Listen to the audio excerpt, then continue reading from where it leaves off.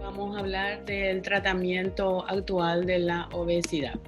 Sabemos que la obesidad es una enfermedad crónica de etiología multifactorial, por lo cual el tratamiento de la obesidad es un tratamiento integral, personalizado, en donde debemos tener en cuenta los hábitos alimenticios que son muy importantes, deben ser personalizados, estilo de vida saludable y si el índice de masa corporal es más de 27,5, pero tiene muchas comorbilidades, entonces se indica el tratamiento farmacológico. Si todo esto no resulta, se opta por la cirugía bariátrica. El pilar fundamental del tratamiento de la obesidad es el cambio en el modo de vida, que consiste en una alimentación saludable, de acuerdo a los gustos, a las necesidades y al poder adquisitivo del paciente, y la actividad física. En el segundo escalón, la farmacoterapia y posteriormente la cirugía. Dentro de la terapia farmacológica en la obesidad, tenemos la lorcacerina, el Orlistat, la naltrexona, bupropión, la fentermina, topiramato y el liraglutide. Vamos a ver primero a la lorcacerina, que es un agonista selectivo de los receptores de la serotonina, que se indica a la dosis de 10 miligramos cada 12 horas. Los estudios que avalaron su eficiencia fueron el estudio Blom y el estudio Blossom, en el cual los pacientes perdieron 3,5 kilos al año y a los 2 años 3,1. Siempre tener en cuenta los efectos secundarios, que son la cefalea, el mareo, náuseas, la boca seca, estreñimiento, hipoglucemia en los pacientes diabéticos que están tomando hipoglucemiantes orales, cefalea y cierta dependencia si se sobrepasa la dosis de 10 miligramos cada 12 horas. Generalmente estos efectos se presentan al consumir las primeras dosis, pero posteriormente desaparecen.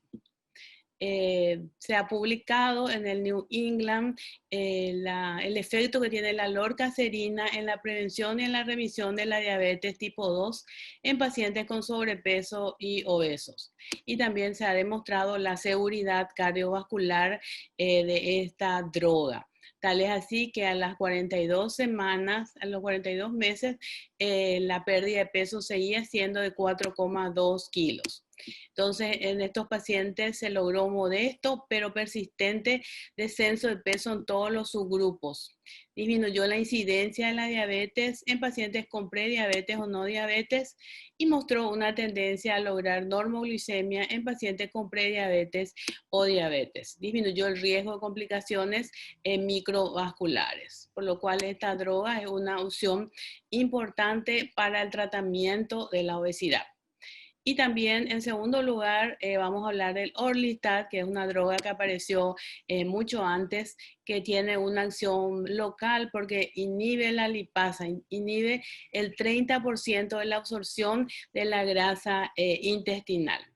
El estudio que avaló su uso fue el estudio Sendos, donde los pacientes al año perdieron 4 kilos de peso y a los 4 años 2,6 kilos. Viene en cápsulas de 120 miligramos que se indican 3 veces al día antes de la comida. La tasa de adherencia es de un 76% y se deben tener en cuenta los efectos secundarios que puede producir diarrea, esteatorrea, flatulencia, meteorismo, dolor abdominal, manchas oleosas en las heces, urgencia e incontinencia fecal, sobre todo cuando no se observa un tratamiento dietético adecuado. Las precauciones, es raro que aparezca una hepatitis tóxica, pero tener en cuenta colelitiasis, vitaminas liposolubles, administrar si es que el paciente lleva una dieta muy restringida, pacientes que toman anticoagulantes, antiepilépticos, la lamotrigina, el ácido valproico, la gabapentina y la ciclosporina, tener precaución. Y está contraindicado en pacientes con síndrome de mala absorción intestinal, con colestasis, nefrolitiasis o cálculos de oxalato. También en el embarazo y la lactancia. Posteriormente aparecieron las combinaciones de las drogas para tratar de que tengan, para potenciar su acción y para que tengan en lo posible menos efectos colaterales. Así apareció la fentermina topiramato. La fentermina sabemos que es una droga que se usa hace más de 70 años, que aumenta la liberación de la noradrenalina, y el topiramato es un modulador del receptor GABA. La dosis que se usan dosis progresivas. Se empieza con 3,75 de fentermina, con 23 de topiramato. Cada 14 días se va aumentando las drogas, ¿verdad? Luego se sube a 7,5, 46, 11,25, 69, 15 y 92 miligramos. Esta droga ha demostrado que los pacientes pierden peso al año entre 8,6 y 9,3 kilos. A los 2 años, 8,7. Pero tener en cuenta los efectos colaterales, que pueden ser boca seca, constipación, y está contraindicado en el embarazo. Estos son los estudios, el estudio CONQUER, el estudio SEQUEL y el estudio EQUIP, lo que avalaron su uso. Así podemos ver que en este estudio CONQUER se estudiaron 2.487 pacientes con un índice de masa corporal de 27 y 45. Y podemos ver que la pérdida de peso fue para la dosis menor de 10,8 kilos, usando 7,5 y 46 de topiramato. Y usando la máxima dosis de 15 y 92, la pérdida de peso fue de 13,6 kilos. Tener en cuenta que con esta droga la paciente se debe controlar, que no debe embarazarse porque puede producir efectos teratogénicos.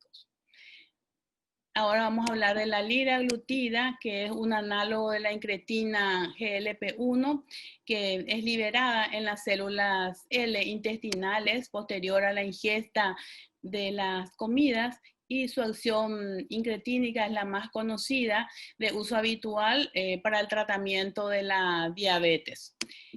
La dosis de 3 miligramos día es la que se usa para el tratamiento de la obesidad. En cambio, en la diabetes se usa hasta 2,4, 1,8 hasta 2,4. Se debe iniciar siempre con 0,6 miligramos subcutánea, aumentar cada semana hasta llegar a 3 miligramos. Puede producir náuseas o alguna intolerancia gastrointestinal. ¿Cómo ejerce su acción anorexígena? A nivel hipotalámico, actúa sobre las vías de la melanocortina, la proopiomelanocortina, e inhibe las neuronas orexígenas, el neuropéptido I. También produce un enlentecimiento moderado del vaciamiento gástrico. Y esto contribuye a implementar la sensación de plenitud y saciedad tras la ingesta. Así podemos ver que con dosis menores, la GLP-1 disminuye el vaciamiento gástrico, aumenta la secreción de insulina, y aumentando la dosis disminuye el apetito, disminuye la ingesta de alimentos, el paciente pierde peso. En los estudios, el estudio del doctor Pisuñé muestra que la liraglutida de 3 miligramos redujo en 8 veces la posibilidad de que el paciente con prediabetes evolucione a diabetes. 63% tuvieron más del 5% de pérdida de peso inicial, y un 77,3% fueron respondedores tempranos. Pérdida de peso más del 5% a las 16 semanas de tratamiento, y una pérdida de peso de 10,8% a las 56 semanas de tratamiento. Entonces, recordar que la dosis siempre debe ser escalonada. La tasa de adherencia es del 71,9%. la diferencia con el placebo es de 5,4%. En ciertos pacientes puede producir náuseas, vómitos, diarrea o estreñimiento, cefalea, dispepsia y aumento de la frecuencia cardíaca. Siempre tener precauciones en pacientes con enfermedad inflamatoria gastrointestinal, gastroparesia, enfermedad renal crónica, enfermedad hepática avanzada, insuficiencia cardíaca grado 4, colelitiasis y antecedentes de pancreatitis. Y está contraindicado en el embarazo y la lactancia. Hay algunos trabajos que citan que podría producir el carcinoma medular de tiroides, pero no están avalados con evidencia fuerte. En pacientes con colecistitis y pancreatitis aguda también están contraindicados. Entonces, ¿a quiénes vamos a indicar la liraglutida? Pacientes con un índice de masa corporal de más de 27 con comorbilidades o un índice de más de 30. Pero recordar siempre que el pilar fundamental es la dieta, mínimo sacar 500 calorías al día más una actividad física que debe ser diaria, dirigida y controlada. El uso mínimo se debe usar 10 semanas para ver si tiene algún efecto, ¿verdad? Evaluar siempre la pérdida de peso. Si la pérdida de peso es menor al 4% del basal, debe suspenderse. La primera semana se inicia 0,6 miligramos cada día para minimizar los efectos adversos. Este cuadro muestra que los pacientes que seguían con liraglutide muestran un mantenimiento de peso en el 81,4% de los casos. Y la reganancia de peso es mínima, es 1,9% versus 17,5% con el placebo. En resumen, podemos decir que la liraglutida constituye una opción para el tratamiento de la obesidad y el mantenimiento de peso. No debe prescribirse farmacoterapia en ausencia de orientación conductual centrada en la dieta, la actividad física y las modificaciones del estilo de vida, que son la piedra angular del control de peso. El costo y la vía de administración son una limitante para su uso. También una droga aprobada por la FDA es la bupropión naltrexona, que ejerce su acción complementaria en el sistema nervioso central. Ahí reduce el apetito actuando sobre las vías de la melanocortina. Actúa sobre el núcleo accumbens, o sea, sobre los centros de recompensa, reduciendo la conducta alimentaria compulsiva y la sensación placentera de la comida. Así podemos ver en este trabajo el efecto de la naltrexona más bupropión sobre la pérdida de peso, donde vemos que los pacientes perdieron 5 a 6,4% versus 1,2 a 1,8 del placebo. La dosis se debe empezar en la primera semana, un comprimido con el desayuno, en la segunda semana 2 al día, en la tercera semana 2 en la mañana y 1 en la tarde, y en la cuarta semana 2 y 2. Eso teniendo en cuenta siempre la frecuencia cardíaca y la presión arterial. La tasa de adherencia es del 52%. Porque puede dar náuseas, estreñimientos, mareos, insomnio, dispepsia, y el aumento del ritmo cardíaco es lo que hace que de repente los pacientes puedan abandonar su uso. Precauciones siempre, puede producir ideación suicida, trastorno bipolar, entonces mucho cuidado en pacientes con antecedentes de estas patologías, glaucoma de ángulo estrecho, migrañas, puede exacerbar una arritmia cardíaca, enfermedad renal crónica moderada y factores de riesgo para convulsiones. Entonces, está contraindicado en el embarazo cuando la presión arterial está descontrolada, en pacientes con epilepsia, con antecedentes de bulimia o anorexia nerviosa, pacientes con depresión severa, en tratamiento con dependencia del alcohol o a benzodiazepina, o tratamiento con opioides, tratamientos con IMA o reciente, síndrome coronario agudo, ictus, insuficiencia hepática o renal graves. La semaglutida que también es un inhibidor de la GLP-1 tipo glucagon, y este trabajo evaluó la eficacia de la semaglutida versus la liraglutida y placebo para promover la pérdida de peso. Es un ensayo aleatorizado, doble ciego, con placebo y controlado en forma activa, un estudio multicéntrico de 8 países con 71 sitios clínicos, y participaron adultos de más de 18 años sin diabetes y con un índice de masa corporal de 30. Los grupos fueron aleatorizados a semaglutida, varias dosis, 0,5, 0,1, 0,2, 0,3 y 0,4. Todos iniciaron con 0,05 y fueron incrementando cada 4 semanas. Igual la liraglutida hasta llegar a la dosis de 3 miligramos y un placebo equivalente. El volumen de inyección fue igual al grupo de tratamiento activo y la dosis fue una vez al día de inyecciones subcutáneas. El punto final primario de las 52 semanas fue ver el porcentaje de la pérdida de peso. Entre el mes de octubre del 2015 hasta febrero del 2016 se evaluaron 957 individuos, 102, 103 participantes por grupo de tratamiento activo y 136 en el placebo. Promedio de edad 47 años, peso corporal promedio 111,5, índice de masa corporal 39,3. Podemos ver que la pérdida de peso promedio fue la siguiente: 8,6 con 0,1, 11 con 0,2 hasta 13,8 con 0,4. O sea, el grupo de semaglutida permaneció significativo después del ajuste para múltiples pruebas. Semaglutida 0,2 versus liraglutida, la pérdida de peso fue 13,8, 11,2 versus 7,8. Pérdida de peso en el 10% de los participantes. Entonces acá podemos ver la representación gráfica que evidencia la mayor pérdida de peso con la semaglutida y que depende especialmente de la dosis. A mayor dosis, mayor efecto. En combinación entonces con el asesoramiento dietético y la actividad física, se concluye que la semaglutida fue bien tolerada durante las 52 semanas.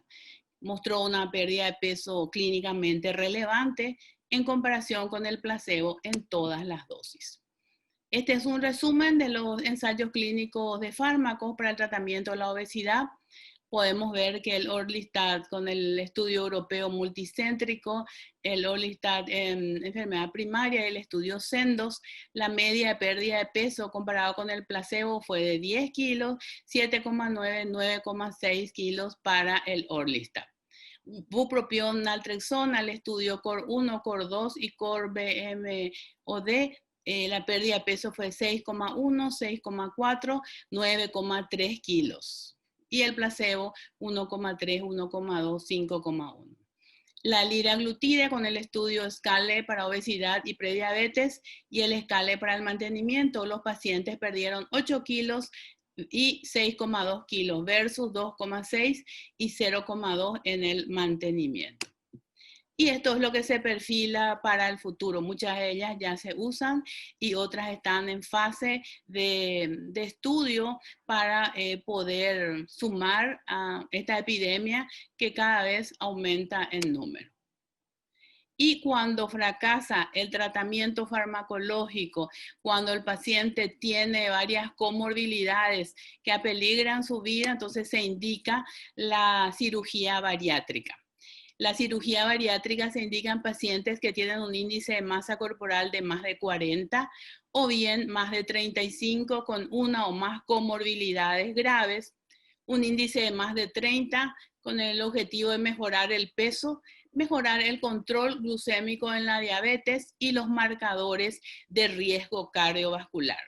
La edad entre 18 y 65 años, adolescentes de 10 y 18 años y edad avanzada, según la experiencia del centro, con protocolos específicos y sobre todo que tengan comorbilidades que puedan apeligrar la vida.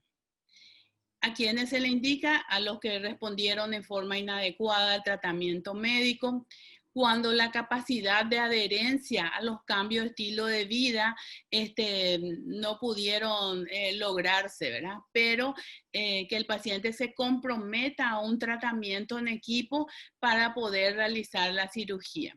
Debe tener una estabilidad psiquiátrica y psicológica y ausencia de abuso de drogas o alcohol.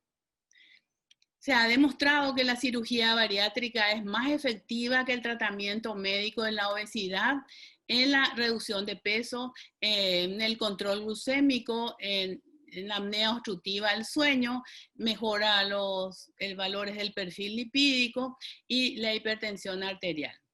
El gol estándar es el bypass gástrico, pero la técnica que se utiliza es el abordaje laparoscópico con la técnica de acuerdo a qué objetivo de pérdida de peso, al riesgo individual del paciente, a las comorbilidades que presenta y sobre todo a la experiencia del cirujano y las preferencias. Acá tenemos los tipos de cirugía, la restrictiva, la gastrectomía tubular o SLIT, la pérdida de pesos de 25 a 30%, el índice de masa corporal debe ser menos de 45, puede dar fuga gástrica, difícil manejo o enfermedad por reflujo. El bypass gástrico, que sigue siendo el gol estándar, la pérdida de pesos del 30 al 35%, se debe indicar a los pacientes que no son picoteadores, los que tienen enfermedad por reflujo, síndrome metabólico y diabetes. Y la mala absortiva, donde la pérdida de peso es más importante, hasta un 45%. Se indican pacientes que tienen un índice de masa corporal más de 45 y esto hace que haya una pérdida de peso muy rápida, pero puede producir mala absorción, desnutrición, enfermedad hepática, por lo cual se debe tener mucho cuidado al indicar esta cirugía. También es importante decir que el equipo de tratamiento debe ser multidisciplinario. El cirujano ideal debe tener gran destreza, tener capacidad de decisión para poder indicar la cirugía más adecuada y sobre todo no olvidarse que el equipo es multidisciplinario. Clínico, endocrinólogo, nutriólogo, preparador físico, cirujano y un acompañamiento constante del paciente para evitar que se cambie una enfermedad por otra. Siempre el seguimiento de las comorbilidades y complicaciones, usar el CPAP en el ingreso para la apnea obstructiva al sueño. Para la diabetes se pauta en el perioperatorio, se va reduciendo la dosis de insulina y controles para evitar las complicaciones. Se hace la monitorización de la hipertensión arterial, se va ajustando la medicación, al igual que en la dislipidemia, se deben mantener los hipolipemiantes y revalorar los factores de riesgo cardiovasculares tras la pérdida de peso. La enfermedad ósea, siempre es importante pedir una densitometría ósea, valorar la enfermedad ósea precirugía y cada 2 años, sobre todo en los pacientes que se hacen la cirugía con la técnica mala absortiva. También la ecografía hepatobiliar entre 12 y 24 meses y siempre estar pendiente si aparece o no el reflujo gastrocefálico. Un grupo de pacientes no logra perder exactamente todo el peso o bien hacen una recuperación ponderal, ¿verdad? Ya sea por falta de educación, por no adherencia a la pauta nutricional, trastornos psicológicos, por inactividad física o por alteraciones del peso. Entonces es muy importante la prevención y el tratamiento de la recuperación ponderal, ¿verdad? Fomentar la adherencia al cambio de estilo de vida es fundamental. Debe existir grupos de soporte postquirúrgico, tratamiento conductual, promover la actividad física y hay grupos de trabajo ya usan fármacos para la pérdida de peso, postcirugía y valorar un segundo tiempo quirúrgico si es que se realizó la manga, por ejemplo.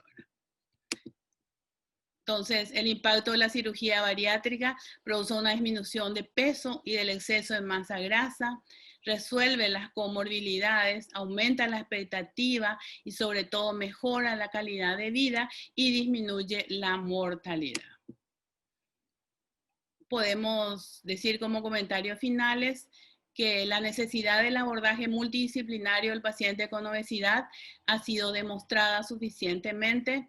Los cambios en el estilo de vida siguen siendo la base del tratamiento. La evidencia nos muestra que la pérdida de peso del 5 al 10% mejora las comorbilidades del paciente con obesidad. La reganancia de peso sigue siendo el problema fundamental, por lo cual el soporte farmacológico debe ser contemplado en el tratamiento del paciente obeso. Las nuevas drogas aprobadas tienen la ventaja de poder ser usadas a largo plazo y algunas de ellas con seguridad cardiovascular como el lorcaserin. Los beneficios de la cirugía bariátrica van más allá de la pérdida de peso. La reducción de la morbimortalidad de los pacientes ha sido demostrada en múltiples estudios. Como internistas y especialistas debemos informar y realizar la selección de la medicación en forma racional y atendiendo siempre a las necesidades individuales del paciente. Muchísimas gracias por escuchar.